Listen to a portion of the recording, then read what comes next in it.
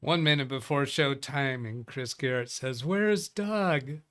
I don't know if it's 1 minute before. He could have said that 5 seconds before 9 o'clock because it shows up as 8:59 on my screen. I have a audio confirmation, and I'll come over here with my video pause so we don't get the infinite mirroring, and see if Lady Speakerbot is working.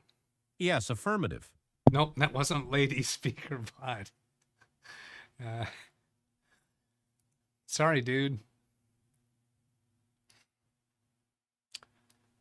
Let's see. Pop out chat. Yeah. Oh, it's Monday, 9 o'clock a.m., December 16th, 2024. I saw. No, that's Doug Bot mentioning Stormy. John Williams. Hello, John Williams, like the Trader John Cougar Mellencamp. Oh, cute story. Oh, I don't know. The girlfriend in the video that's shown, and particularly in a few of those shots, resembles my high school girlfriend very, very closely in facial features. And she was blonde. Hey, Wendy. Or Stormy. Sorry, Stormy. Called you Wendy. Yeah, spooky resemblance to my high school girlfriend. Only girlfriend at my high school during my whole high school career. And that lasted about 4 months. If he's taking requests, maybe Wednesday we'll see the theme from Charlie Brown. Well, I don't know. Maybe. Looks possible, don't it? Oops. Get back to the right place here. Rick Lakes, Ken Stout. Ken, are you available after my showtime for me to join your Zoom session? I've got something I'd like to test with you. Martin Hogg. Alice, Chris says, thanks for the trader. That was his suggestion from Saturday. Yes, affirmative. I think. Ken says, yes, good. I will come into your Zoom. And if anyone else wants to be there to see what we're doing, that's fine with me. It's not private. Born in a small town, John Mellencamp. Is that Sheridan, Arkansas? Steve McCurr, Chris Garrett, Randy Israel, Selden Ball, Chris Garrett. Brian Lightfoot. Okay, here we go. This has got to be a joke, right? The computer programmer's wife tells him, run to the store and pick up a loaf of bread. If they have eggs, get a dozen. There's an if then else coming up here, is there?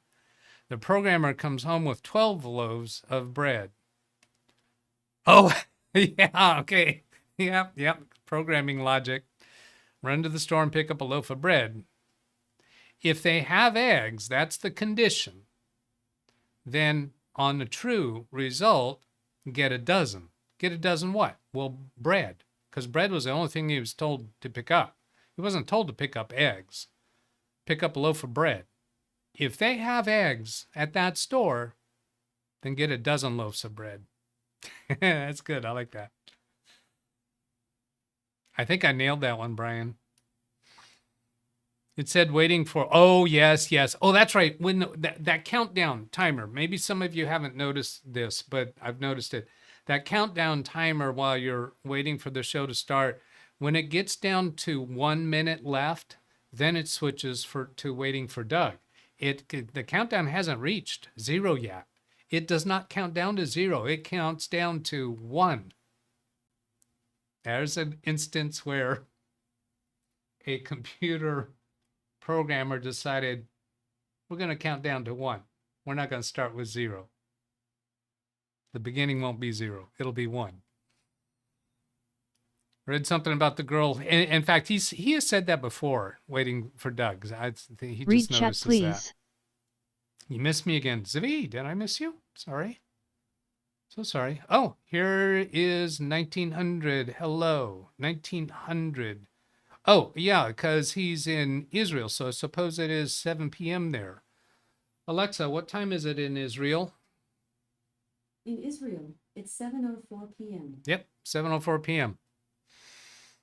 Sorry about that. Was not intentional. I think probably what Did I just slide? Yeah, I slid right through the DougBetts, didn't I? Leave it to Beaver. John Williams is suggesting. Yeah. Sorry about that. And that was a time when I thought I was going through line by line. I read something about who the girl is really supposed to have been. I was contemplating about that video. It looks like old time Super 8 video camera. It's doing those pictures, or maybe older. I think it was black. Was some of that black and white? I don't think so. I'm not sure. But anyway, it looked like an old film. So it couldn't possibly have been. But wait a minute, didn't it look like John Mellencamp? I don't really know him very well. Were those actual videos from his life? It's hard to imagine in some of those scenes that he would have had video that scene Yes, video affirmative. recorded. John says yes, meaning that was John Mellencamp in the videos. Interracial couple, Jack and Diane? Were they really? I didn't notice that. I guess that shows how colorblind I am. I didn't notice that. Yeah, how did he have the foresight to capture those moments on video? Although he was kind of young, wasn't he? Whatever. Moving on. That's not the subject of my show. Greg didn't get any notifications. Yeah, notifications are a slippery slope. Slippery slope? Where did that come from? They're just not consistent. Steve Mercure, hello. Greg M, hello. That is how a processor would also handle this shopping. That is how a... the joke, yeah. How a processor does what the programmers tell it to do, right? I mean, even at the machine language level. Only get a dozen loaves of bread if they have eggs. Yeah, but otherwise, you got to remember, get a loaf. The get a loaf of bread was... Now, why didn't he get 13 loaves?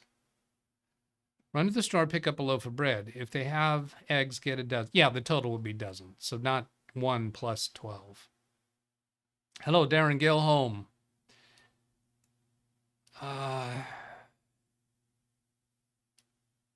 Double negative, Brian's pointing out. I got no notifications. No, I think you said that wrong, Brian. Does that mean that he did receive notifications? He got no notifications. So he did receive notifications. That's the double negative. I got no notifications. That's not a double negative. Am I right, Brian?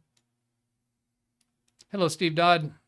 John Cougar Mellencamp was born in Seymour, grew up in and around Bloomington. Most of his material is about his younger life. So maybe he had foresight of what he's doing. Brian says no, he doesn't agree with what I said. And he did it in uppercase and lowercase just in case I'm case sensitive in any case. Or in that case. Ken Stout, S. Oh, here, from Google, AI overview, learn more. Yes, John Mellencamp's song Jack and Diane was originally about an interracial couple with Jack being African-American. Huh, I didn't catch that. I'll have to go back and watch it again or listen to the song. 1982 music video for John Mellencamp's song Jack and Diane includes some of Mellencamp's home movie footage and school pictures. All right, so cool. What happened to Jill? She fell down. She rolled down the mountain. Catch a pail of water. Jack and Jill up the hill. Fetch a pail of water. Whatever. What a case. What a nut case. All right. Move along. Move along. Move along. Oh, hello, Princess. That's Princess. See, I was nudging her. She fell off the table because my elbow was there. Okay, well, looks like I got 2 Ken Stout related things to deal with. What? This isn't right. Oh, all right. So, Ken Stout, thank you for the Amazon gift card. I neglected to catch that on Saturday, and I'm just going to show the process of what happens when somebody does a gift card. Now, there's a play button on this, so it's a Christmas greeting. Oops, I got to click play again. Whoops, I got to unmute it. Ah, you're such a Doug. Okay, Chrome browser audio is on. I'm going to turn the volume down on it. There.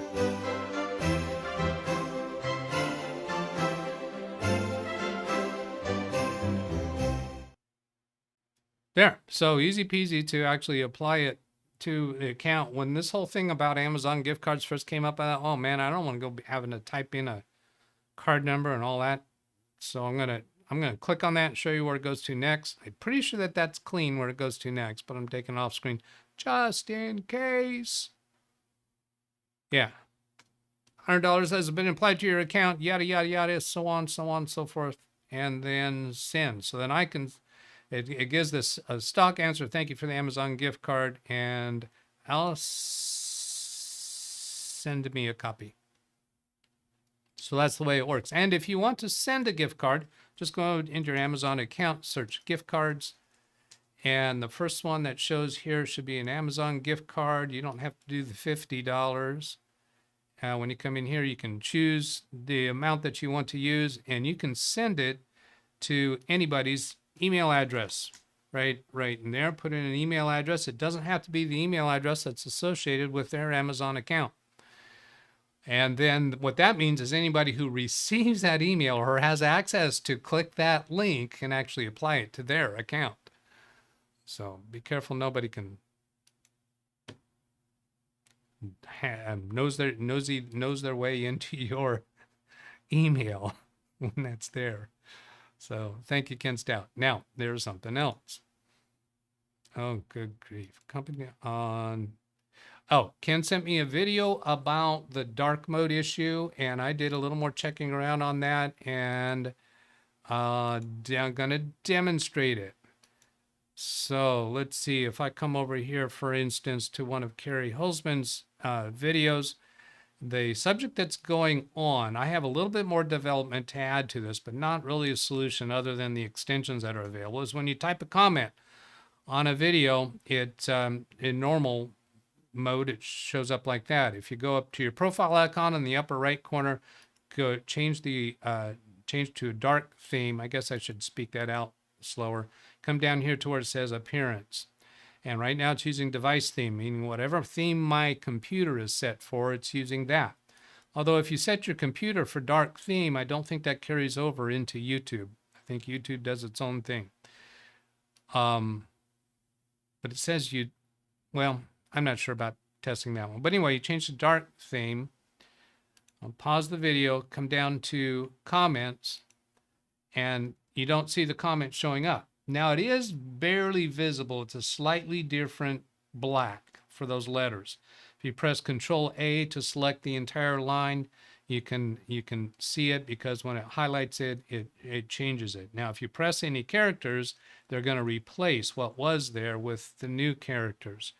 Now, here's the piece that I took further with this. I've told you that I have multiple YouTube accounts. You can see the yeses and nos on those. The first 2 accounts on my list, DougBetts and Meandering Man at 70, that's my brother, it does show when I'm on those accounts. Live Windows Training is the next one. It does not show. When I use my Ken Stout account, which is not Ken Stout's account, it's me pretending to be him, it work. They do work. So while I'm in dark mode here, I can simply go change to those other accounts. And if I take the first one, then come down here, the letters do show up. I have found that that is consistent between Big Beast and Baby Beast. You see one column for Big Beast, the second column out on the right says Baby. So I got the same results on the two computers. So those were all with Chrome browser. So why that's happening on some accounts and not other accounts, I don't got that figured out, because it just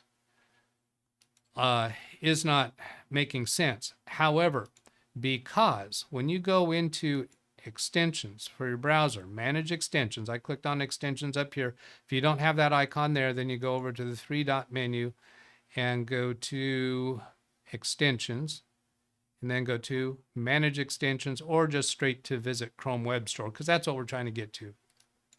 And the different browsers have their own extensions stores, I think. So they probably do the same thing. So YouTube dark theme extension. So when you click to search for that, we find that I found earlier that there were multiples of them. YouTube dark theme, add to Chrome. So if I add this to Chrome, add the extension. I have not tried this yet. I don't know if this is going to fix it. I haven't proven that this is going to fix it. Dark theme has been added to Chrome. Now there's a download here, but apparently I don't have to do that because it's already been added to Chrome. So now if I come back here, which account am I on? Let's go back to, well, we're on the DougBetts account. We know already that that one works. So I'll scroll down to get to comments. And yes, of course that works. Now switch the Read account chat, please. to Live Windows Training. I'll get to that in just a moment. And come down to comment, and it did not fix it. So nope, bust. That's a bust. Let's go look at manage dark theme. Is it, oh, that'll just pin it so that it's up here. Do I have some adjustments I need to make? Dark theme for YouTube disabled. Okay, so now I clicked on it. Did that fix it? Let's refresh this page. No, still didn't fix it. So that's not solved. But that takes the conversation a little bit further. Does the browser's own light dark theme choice have anything to do with it? No, because I have tested that as well. Oh, and I think that's the piece that does not affect.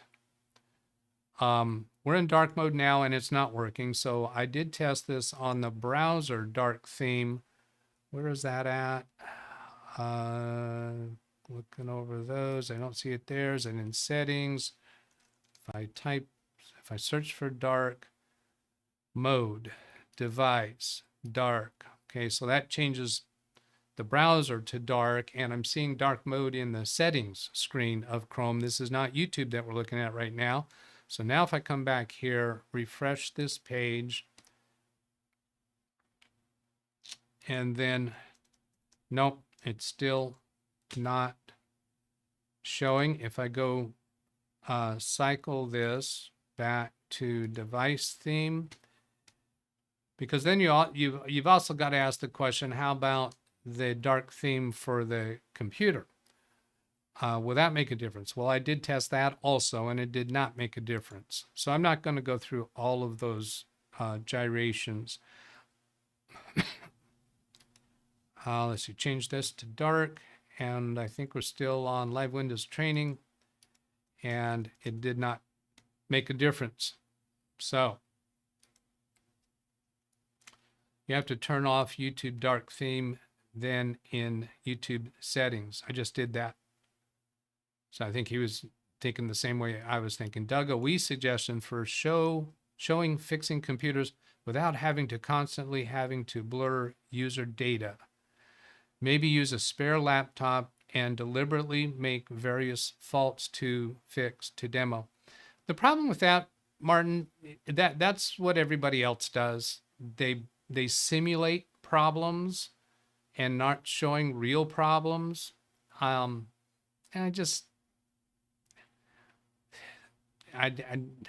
yeah, that's why I don't favor doing that.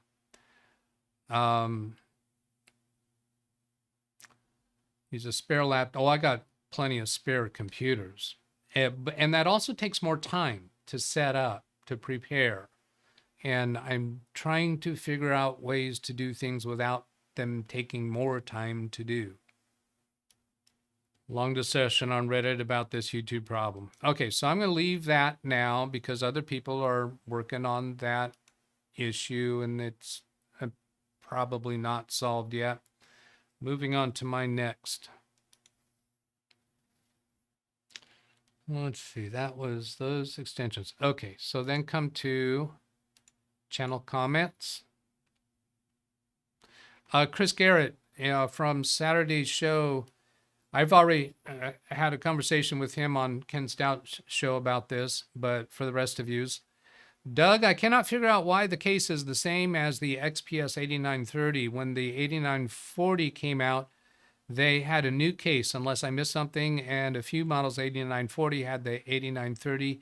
I know it's not important, but just curious. Well, he was absolutely correct. When I went back and looked at that closer, you might recall, probably not, but for those of you who really have good memories, you might recall that when I gave you the service tag and the model name of the computer, I said that this is not actually the computer that I was working on. It's from my records of one of the other computers in the office.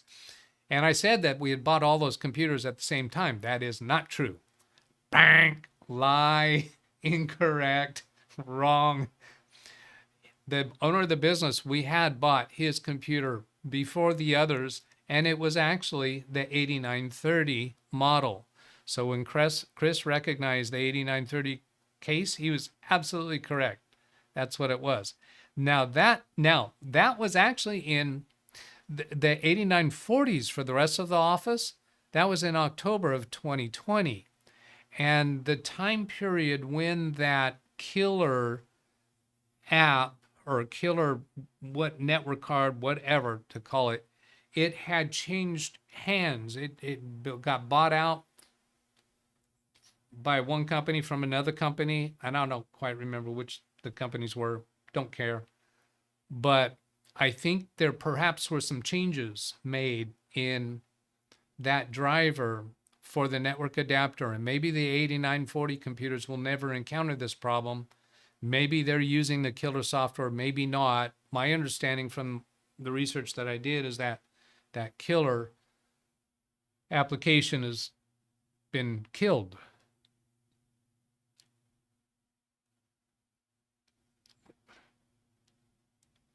Why did they name it killer and it eventually got killed? I don't know. Maybe it got reworked and it's still being used as killer. Maybe it's been renamed. I don't know. But anyway, good catch, Chris. Then Pineapple Road.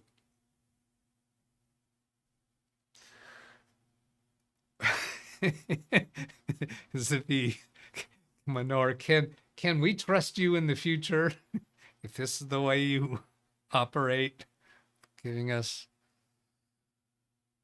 incorrect information? Pineapple Road, 1 day ago edited. With the part I said about injecting drivers into an installation image, I was using a laptop with an x64 CPU, and the image was an ARM64 image. So now you can start thinking about Intel versus ARM and all that arena. The target computer was made by Samsung, and it has a Snapdragon 7C processor, which is from the ARM, is an ARM processor, not Intel. And they do not make recovery images available for download. Are you, Pineapple Road, have you talked to their technical support and asked for a recovery image? Because maybe did you just not find a downloadable recovery image? If you talk to their tech support, possibility that they might get you a link for a recovery image. I had somebody recently encounter that within the last couple months that's involved with this channel where they were able to get an image from tech support. So I was having to use a generic image downloaded from Microsoft's website. I assume that would be the ARM Windows 11 install image, ISO image. The process I was trying to use is detailed here. Now, if anybody wants to check out this link, it's whoa. It's located in this episode 22. Let's see if I can paste that into chat. Looked like pretty long. Ends with AG. Yeah, no, that's too long. I Read know chat, I please. could do a quick link, but oh, Jim's giving us what here? Is this on this subject? Reinstall your PC's operating system, Dell recovery tool. Well, this he's dealing with a Samsung computer, not a Dell. Yeah, so I think Jim, you missed that piece. I don't think that would work for him, right? How do I get out of that? Delete it all, I guess. Killer is not dead. Okay, don't pull me back off of the topic I'm on right now. So anyway, you can go into the comments on the episode 22. Read chat, please. Really?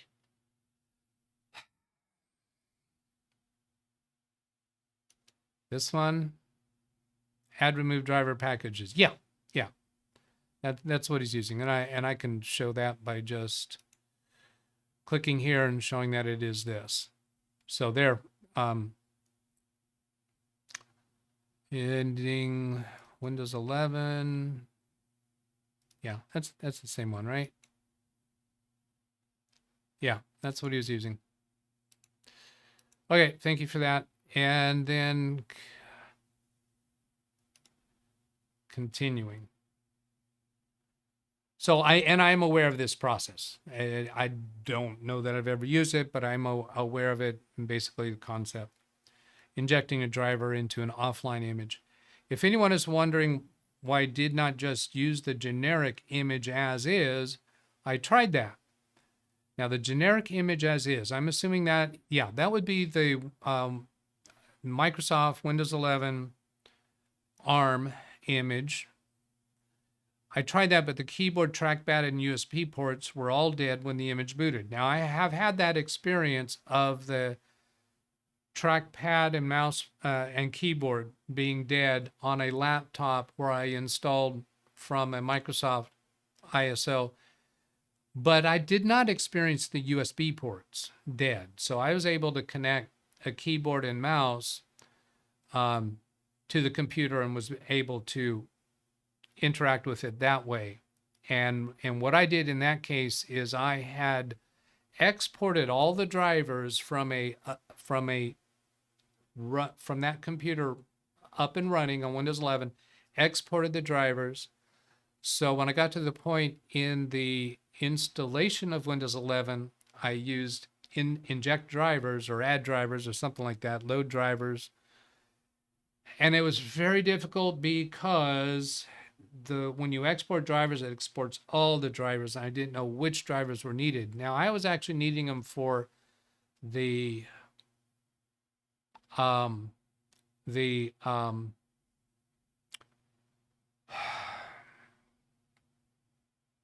drive, a storage driver, because it was using RAID due to the how many words am I going to have to come up with today? The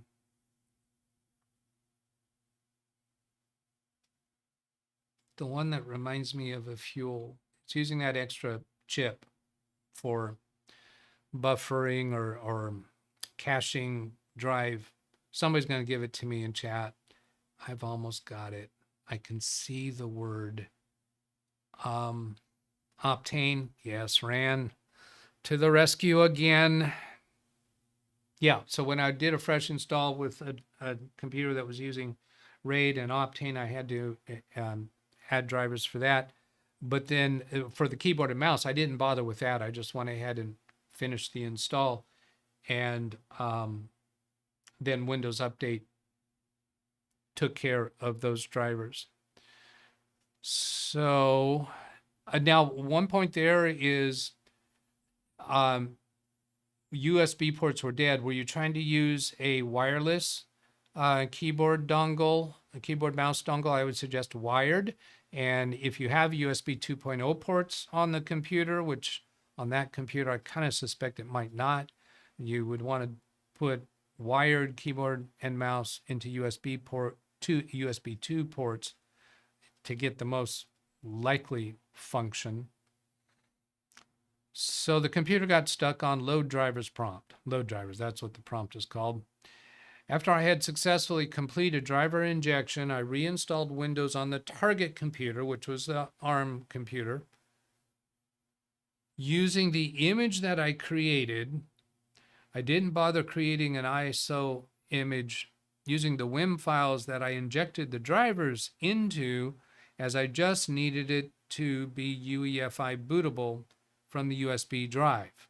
So that part about injecting the drivers, he only used that for being able to boot, to start the installation of his custom ISO, I think. So for storing the image for future use, I just put it into a zipped folder so he still has it. Now, that other paragraph below is a separate topic. So is there anything else I wanted to say on this topic? And I think he's solved at this point. He's finished with this. Now, this was a comment that he put on episode 22, but his original comment was on episode 21 here, where he said he had something weird happen earlier today after I did a clean install of Windows 11.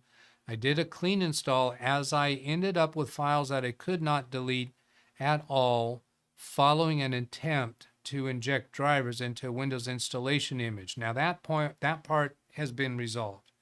My second attempt at injecting drivers was successful, but I could not delete the files from the failed attempt. What I mean by this being resolved is that he's gone back to, he started over again, did a clean install because this wasn't working out for him.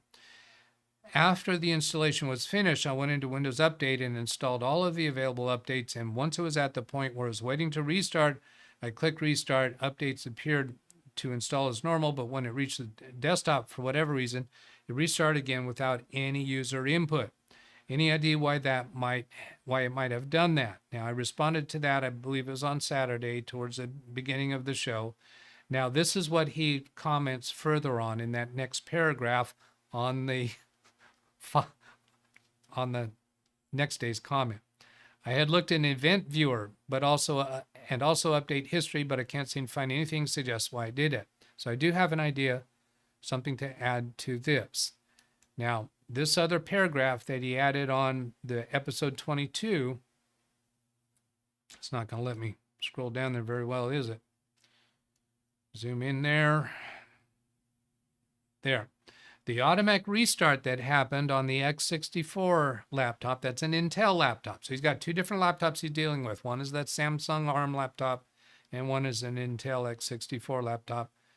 The automatic restart that happened probably happened within half a second to a second of it reaching the desktop. This is in response to my comment that maybe there was a prompt that come up, you weren't watching it at the time. We said, no, he was watching it. My computer about to reach the desktop sensor works a little too well. That's the sensor that's in his head. He was watching. No message appeared on the screen when it restarted. It briefly showed a configuring updates message, but it briefly showed a configuring updates message at the desktop. That's what I'm taking that to mean. But it didn't seem to actually do any configuring. Well, you're not going to see anything. Or if it did do anything, it only took a second or two to complete. What I'm thinking now at this point that happened is that there are occasions, and I can't say that I've been able to document it, but from hearing from other people and my own experiences and messages that occasionally come up, your computer may restart multiple times. So it may be that one of those updates that were installed did need a secondary restart, and that's what was happening. Now, he said he looked at somewhere along the line, he said that he looked at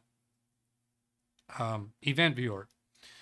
Now, but he didn't say what events he looked for. So I would suggest look for a event ID 1074. You go into filter current log and come into the right on this line right here. Let's see. Yeah, put in 1074. I was just trying to see what that originally said. But anyway, event 1074, and look around the date and time range that you were dealing with. Now, I don't have any reboots in here triggered by Windows Update. But from my research, this event 1074 is the one that should show it. When you're looking at it, this part right here for me, other unplanned. So I just went hammering down mine, just looking at that space right there, other unplanned. And there should be something in there for indicating it was prompted by Windows Update. So when you clicked restart to install the updates, that one was by you. This event 1074, I believe, is just for restarts that happen. Listen, this one says on behalf of the user. Well, maybe that was for me. So maybe when you click restart, it does show up here. But I found this 1074 as the event that's supposed to be done when some software or some programming code or an update causes a restart. So take a look at that. I don't know if it'll be there, but I'm suspecting that it was an update that just needed another reboot. Daco is asking, why inject drivers? Don't drivers update anyway? What he's doing, he works, I think it was medical field, lots of computers that he is supporting. And what he's doing is he's creating custom ISO images so that he can install Windows on a new computer, and it has all of the software elements that they need. So he does go through the out-of-box experience when setting up a new computer and user account and so on. But the drivers for these Samsung computers that are needed is for the keyboard, mouse, and USB ports. So he can't even perform a out-of-box installation without being able to use the keyboard and mouse on the laptops. The built-in keyboard and mouse will not function. So he can't get to the point of doing Windows updates because he has to install. So I think that's the right answer for his situation. If not, he'll let us know in a comment. Ran Israel storage and or network drivers may be required to complete installation after Windows is installed. It's another ballgame. Yeah, he told us specifically it was the built-in keyboard and trackpad and the USB ports. None of them were working. How do you do an out-of-box experience if you can't click on buttons? Okay, there's 9:38. I think that's a good time to end. I probably will go back and look at comments since I haven't kept up with anything. I don't always go back and look at comments, but it's likely to happen today. There we go. So Ken Stout, I'll be joining your Zoom session presently. And other than that, Carrie Holzman has a members only video today. I'm unable to give you a forwarding to that, but what I can do for those of you who are members, for those of you who aren't members, you'll just get some kind of a message saying that it's for members only. You don't qualify. But if I come here to this three-dot menu and share, that'll get me a link. And then I'll go over to chat and I'll say Carrie Holzman, members only. And if you're not a member, just for grins and giggles, you can see what happens when you try to go there. Good luck with that. There's an email address if you want to send a question or give me a story that I can tell to the others about an experience that you went through. You can send it to that email. You can put a comment on any of my videos. You can speak up in the chat room. Catch you later. Goodbye. Farewell.